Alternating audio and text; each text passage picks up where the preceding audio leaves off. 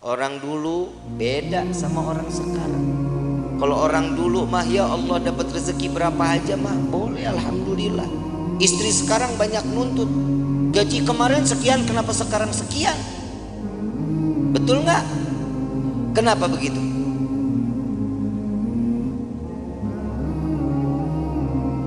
Urusan rezeki siapa yang kasih? Kenapa mintanya sama suami?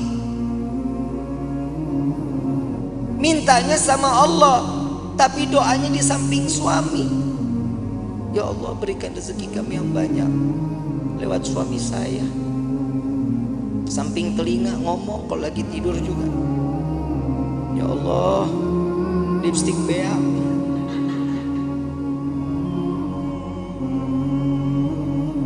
Itu suami pasti mimpinya nggak bagus. Rumah tangga itu dijalanin bukan dipikirin. Betul nggak? Jalanin rumah tangga. Ya ada kerikil-kerikil rumah tangga ya wajar. Kita jalan aja kadang suka ada yang bolong jalanan. Betul? Saat dimana kerikil itu ada, itu pembelajaran bagaimana caranya kerikil itu hilang. Ambil sapu singkirin, jangan ditimbun, bakal jadi gede. Orang lewat susah. Yang namanya rumah tangga itu jalanin. Jalanin semata karena apa? Karena Allah, cari ridho, selamat, imannya juga dipakai. Yang namanya manusia itu ditegur lewat perkataan Allah.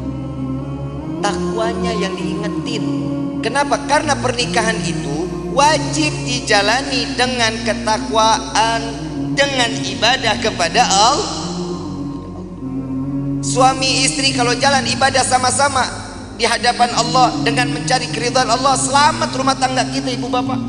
Selamat. Ibu bikin kopi, ridho. Ya Allah, saya ingin bikinin kopi buat suami saya. Jangan dicampur sianida. Pahit.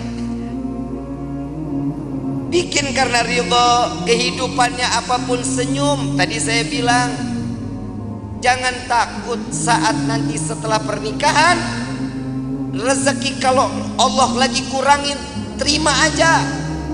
Ujiannya tuh di dalam hidup kita. Itu ujian pertama. Kadang ada pernah dengar nggak orang baru nikah 2 bulan 3 bulan cerai? Ada nggak?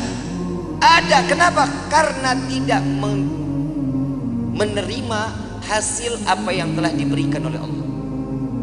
Allah udah jamin di dalam Al-Quran, fa inna ma'al usri yusran, inna ma'al, setiap kesulitan pasti ada kemudahan, ada jalan keluar. Gak mungkin setiap jalan keluar itu buntu, gak mungkin. Allah menetapkan satu ujian kepada setiap hamba, pasti hamba itu punya kekuatan. Allah gak jahat kayak kita. Kadang kita nyuruh orang seenak-enaknya, itu orang gak mampu juga kita harus wajibin.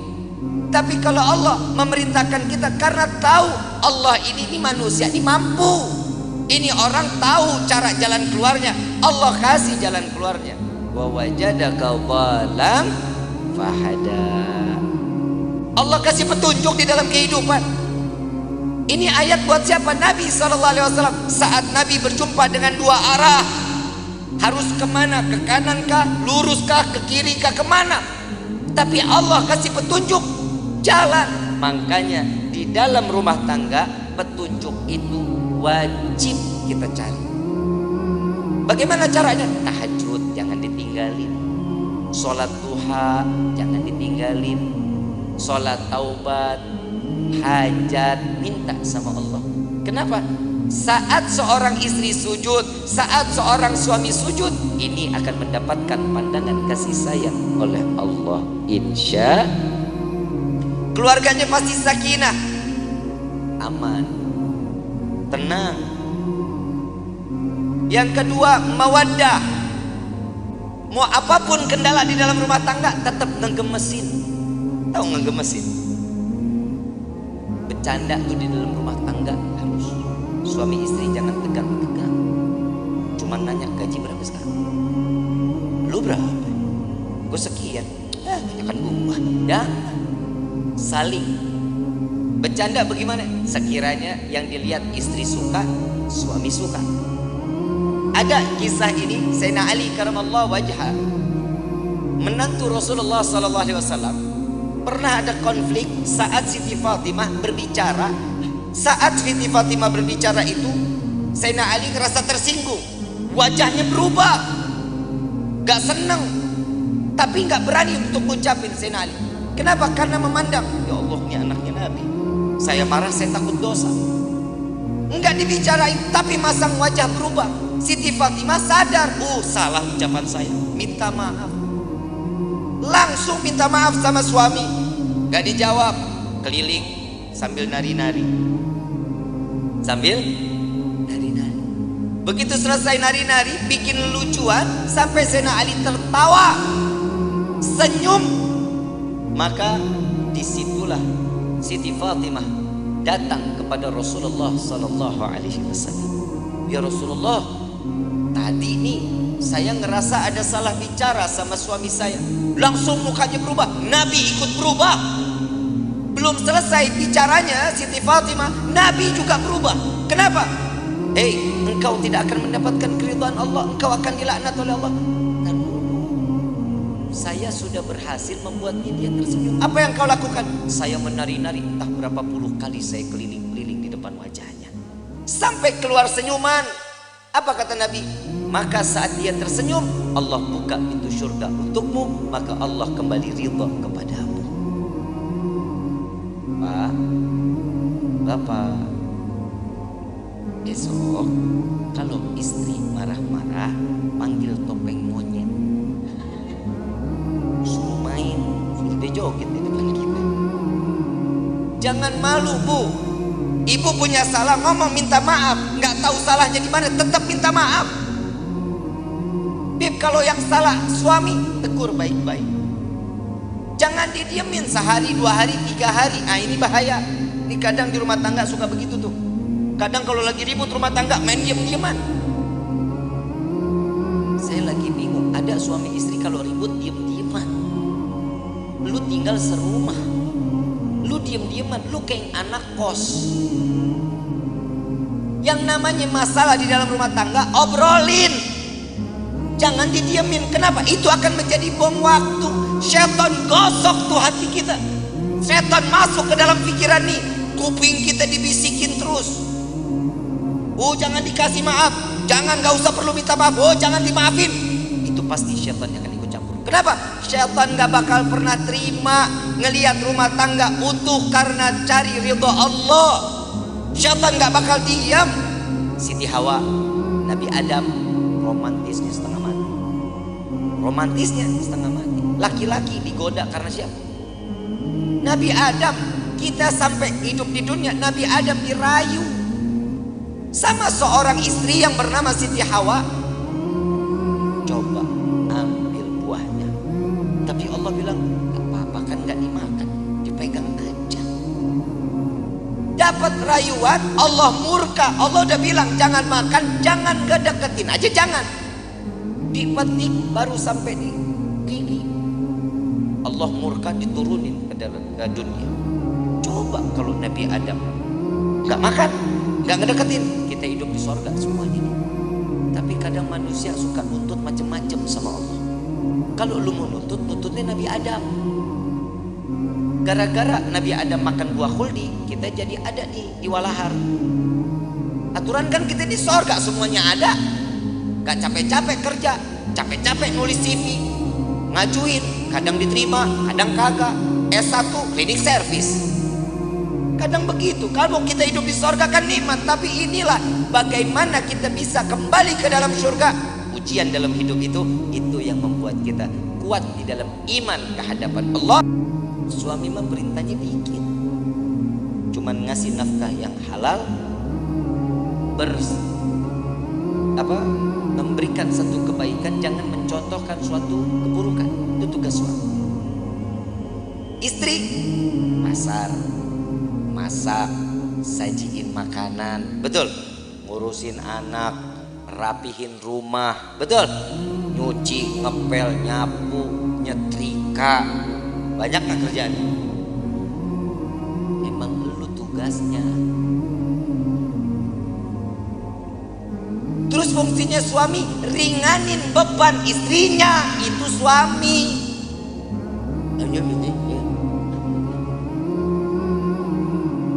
Yang namanya suami kalau lagi istri nyuci, suami yang ngejemur. Emang nggak ada suami yang begitu di sini? Nggak ada. Tukar tambah, Bu.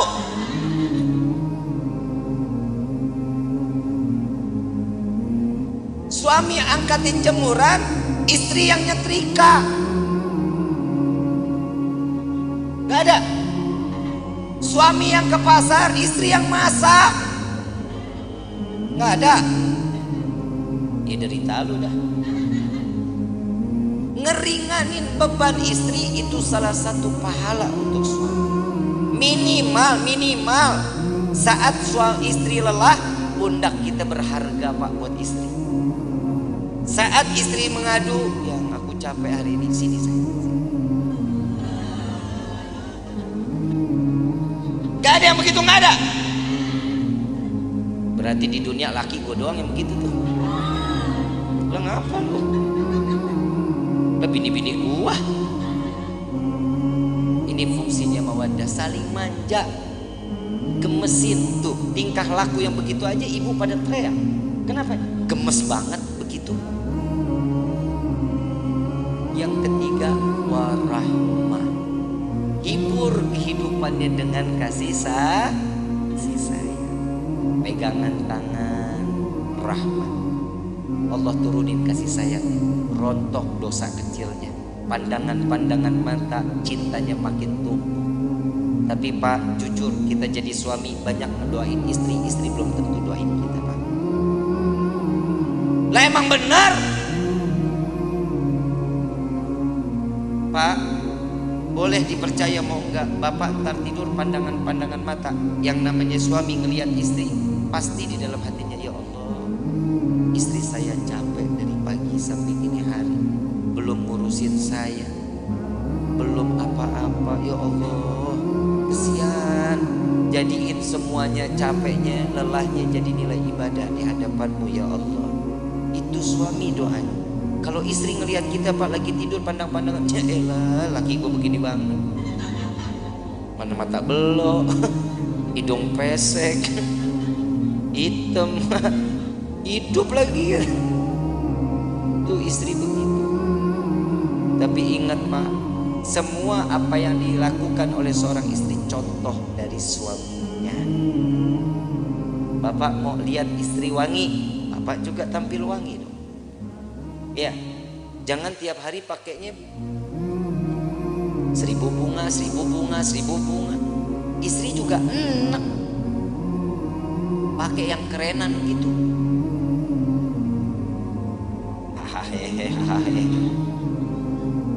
Betul kan, Bu? Tapi memang istri itu dituntut wajib wangi di depan suami. Belum mah kagak. Mane apek, bore mason, cap kampak, GPU, kan? Bu, jangan dulu dah, Mayang aja. Mayang, ini kan malam pertama nih, Yusuf, iya. Ini dalam hatinya Habib udahan ke. Mayang, tampilnya sebagaimana pengantin baru terus sampai mati menjadi pengantin baru. Ya, minimal kalau tidur nggak males pakai bedak, pakai lipstick. Ya, Sub, ngomong. Yang aku paling suka deh ngelihat kamu kayak gini. Puji. Seorang istri itu paling seneng, Sub, kalau dipuji. Yang hidung kamu kayak baskom.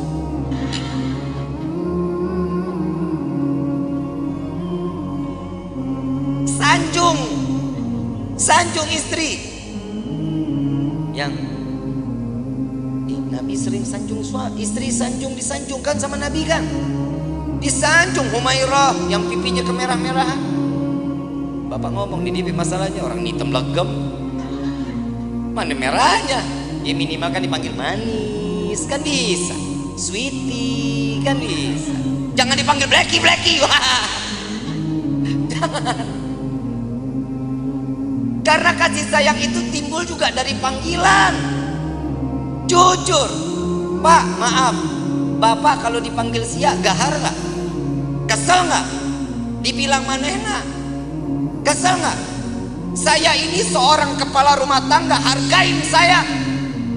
Coba kalau suami dipanggil sayang, besok uang jajan nambah, Bu. Dan laki-laki juga sadar diri, wajib ngasih tahu sama istri. Lihat Rasulullah nyanjung Siti Fatimah, Siti Aisyah saat lagi sholat. Siti Aisyah, Rasulullah lewat. Ya Allah, terima amal ibadah Aisyah. Ya Allah, ampuni dosa Aisyah. Ya Allah, masukkan Aisyah ke dalam surga. Doa di hadapan Siti Aisyah. Siti Aisyah lagi sholat. Begitu selesai sholat langsung kabur. Ya Rasulullah, tadi aku dengar engkau doakan aku. Iya ya Aisyah. Gimana perasaannya? Wah, senang. Begitulah caraku mendoakan umatku, kata Nabi Muhammad SAW. Ternyata doanya Nabi Muhammad tetap buat umat.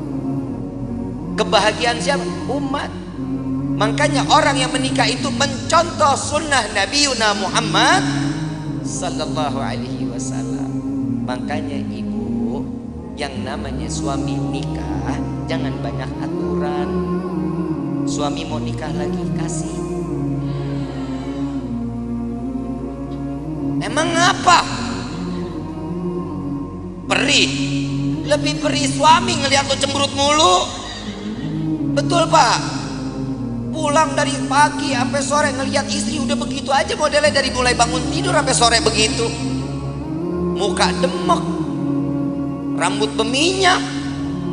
Begitu dicium, ya Allah, bau kompor. Bu, mau suami betah di rumah mau? Yang rapi loh. Kelihatan suami bakal pulang kapan? Mandi, rapi, bersih.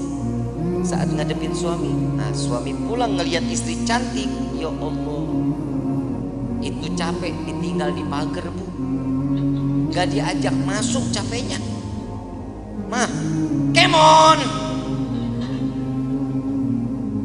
Ada capek. Kalau ini sudah di rahmatnya ini, rahmahnya ini kita jalanin, inilah yang namanya baiti jannati, rumahku surga, surgaku. Tapi kalau ini nggak ada, iman nggak ada, siap, rumah jadi neraka. Rumah jadi neraka.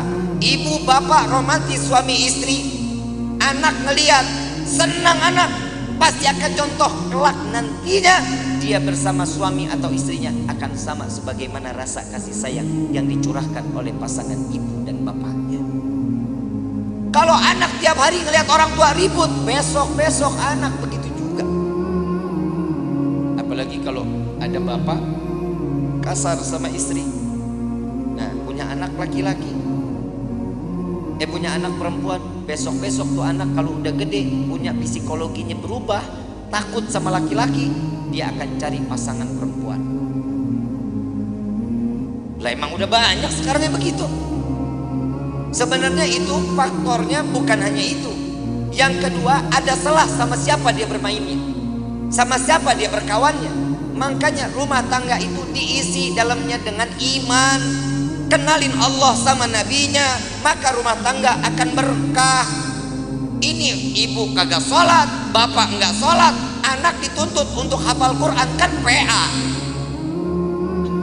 Nah ibadah ya, jangan bikin ibu bapak masuk ke dalam neraka dan lu yang mau dinerakain.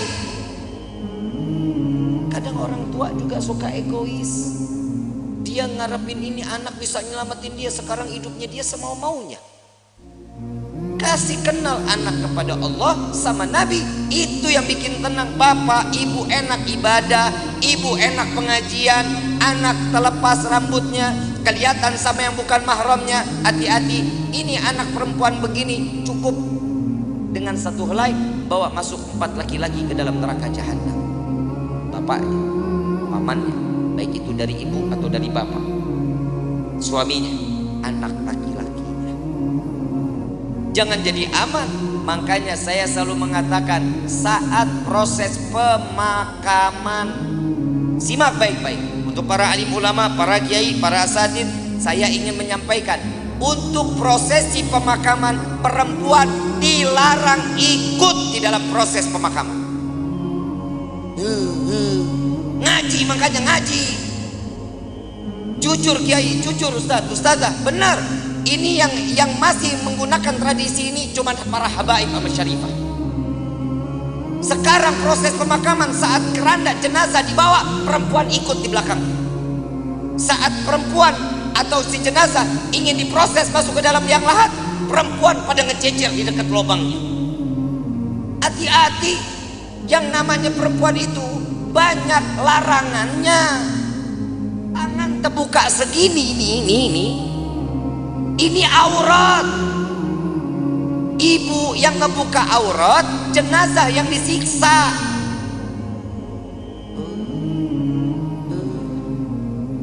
Ini tolong Pak diumumin. Pak Kepala Desa boleh bikin surat untuk setiap masjid sama musola. Perempuan dilarang ikut. Bib, ini ibu saya, bodoh amat. Habib, ini bapak saya, kumaha aing bae. Gak boleh. Jangan. Kenapa? Ini akan menjadi satu siksaan. Selesai proses pemakaman, laki-laki keluar, perempuan mau silahkan, mau ziarah, gak dilarang. Tapi saat prosesnya jangan. Kenapa? Bikin repot. Belum nangis kayak orang gila. Bapak, ibu. Kalau suami yang meninggal nggak begitu nangisnya. Jangan tinggalin saya, buaya. Apalagi warisan banyak, senyum. Yang tenang ya yang, mudah-mudahan diterima amal ibadahnya ya yang. Tuh kalau duitnya banyak. Ada laki-laki lihat, ini siapa nih yang nangis-nangis ngegerung-gerung? Oh, ini istrinya. Oh, jandanya boleh juga nih. Ajang jodoh di depan pemakaman. Jadi ya, Kiai Ustadz tolong ini diumumkan di setiap majlis-majlis ta'lim. Ya Bu ya. Ya Bu, ibu sayang nggak sama jenazah? Mau dia saudara, mau dia adik, mau dia siapa, biarin. Yang urus biar orang yang mahramnya laki-laki. Emang ibu ikut gali kubur? Ibu ikut nguruh? Ibu ikut ngapain? Nontonin aja Habib. Emang perempuan tuh banyak keponya.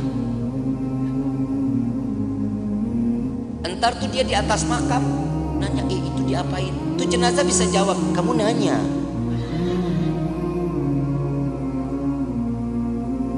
Bahaya.